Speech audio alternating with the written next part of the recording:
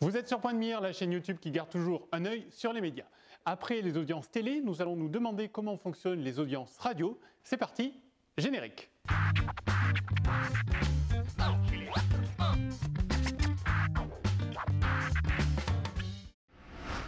Lors d'une vidéo précédente, le lien ici, nous avons vu que les audiences télé étaient livrées chaque jour par Médiamétrie grâce à un audimètre, mais les choses sont bien différentes pour les audiences radio. En effet, elles sont calculées toujours par Médiamétrie grâce à une enquête téléphonique qui s'appelle les 126 000. Ce sondage, mis en place depuis 2002, est, comme son nom l'indique, réalisé auprès de 126 000 personnes âgées de 13 ans et plus, correspondant aux caractéristiques socio-démographiques des ménages français.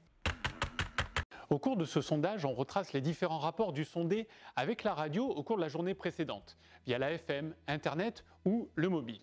Ces chiffres sont récoltés et publiés 4 fois par an, à la mi-novembre, mi-janvier, mi-avril et mi-juillet.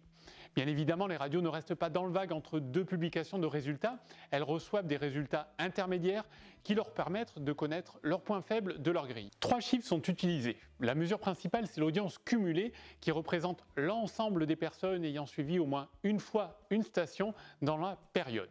L'audience cumulée est souvent complétée par la part d'audience comme en télé. Il y a également le quart d'heure moyen qui donne le nombre de personnes présentes en moyenne à l'écoute d'une station durant un quart d'heure.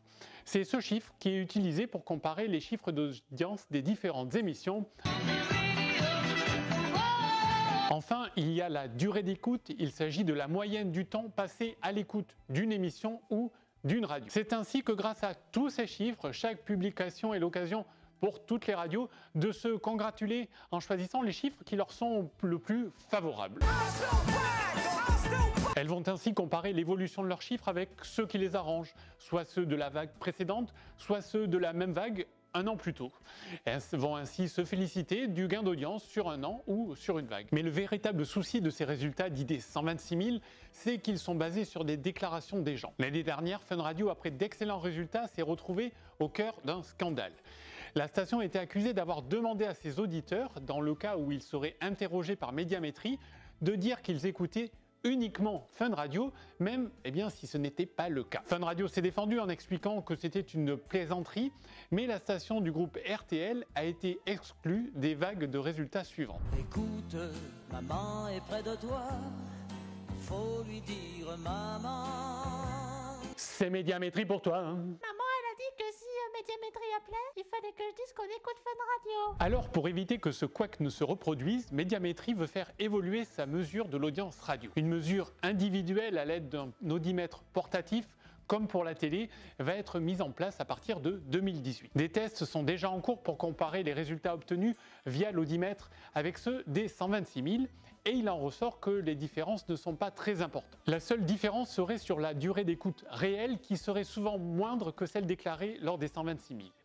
Alors Médiamétrie ne dit pas si avec ce changement de calcul, la régularité des publications des chiffres va évoluer. Si les radios venaient à avoir leurs résultats d'un jour sur l'autre, comme en télé, il y a fort à parier que les grilles évolueraient beaucoup plus souvent, mais nous n'en sommes pas encore là. Si vous avez aimé cette vidéo, laissez-nous un pouce.